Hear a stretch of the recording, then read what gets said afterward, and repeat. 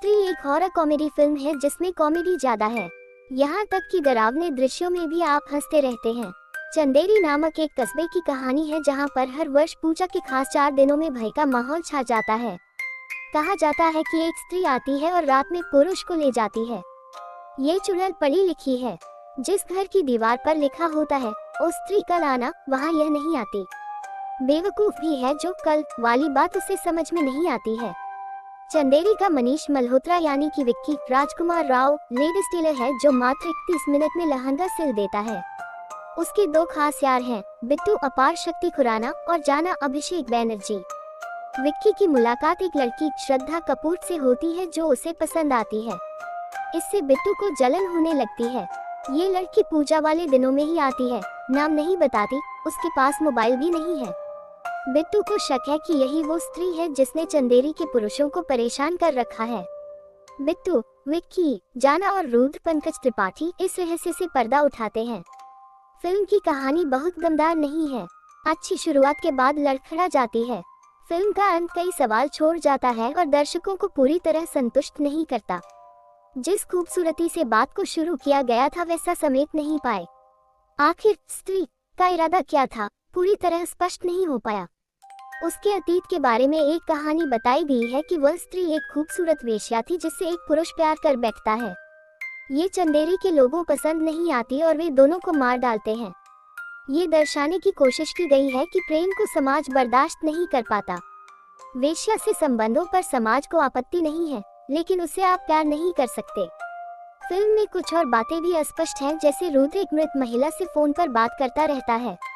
इसका रहस्य क्या था ये फिल्म में बताना ही भूल गए, लेकिन ये कमियां भारी नहीं पड़ती हैं क्योंकि फिल्म मनोरंजन से भरपूर है। निर्देशक अमर कौशिक को हंसाने वाले वन लाइनर, शानदार लोकेशन और बेहतरीन एक्टर्स का साथ मिला है और ये खूबियां फिल्म की कमजोरियों पर भारी पड़ती है। दर्शक हंसते हंसते इन बातों पर ध्यान नहीं देते हैं। एक कस्बे की बारीकी को निर्देशक ने बहुत खूबी से पकड़ा है। ऐसा लगता है जैसे हम खुद उस छोटे से कस्बे में पहुंच गए हों। पुराने घर, संकरी गलियां, मंदिर, ओटले बहुत अच्छी तरह से फिल्माए गए हैं। इस कस्बे के रहने वाले लोगों के मिजाज को भी अच्छी तरह से दर्शाया गया है। विक्की, बिट्टू और जाना पर फिल्माए गए दृश्य खूब हंसाते हैं।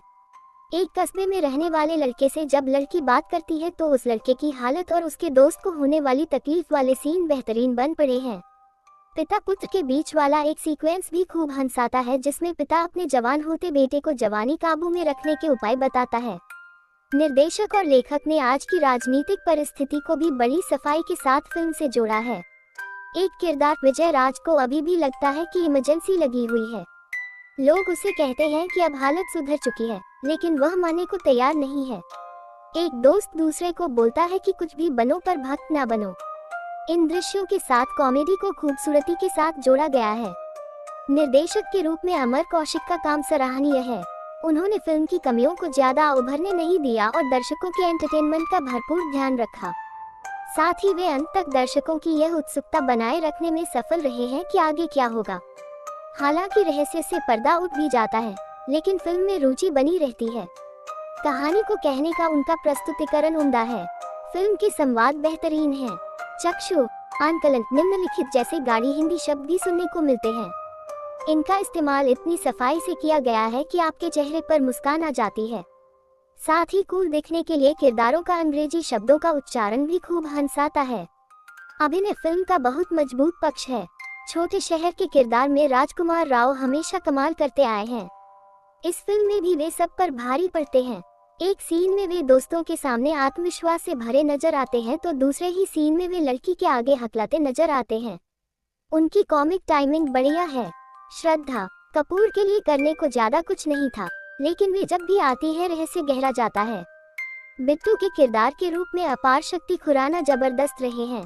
विक्की प्लीज वाले सीन में उनका अभिनय कमाल का है। अभिषेक बैनर्जी ने भी शानदार तरीके से इनका साथ निभाया है और वे जब स्क्रीन पर आते हैं हंसी आती है।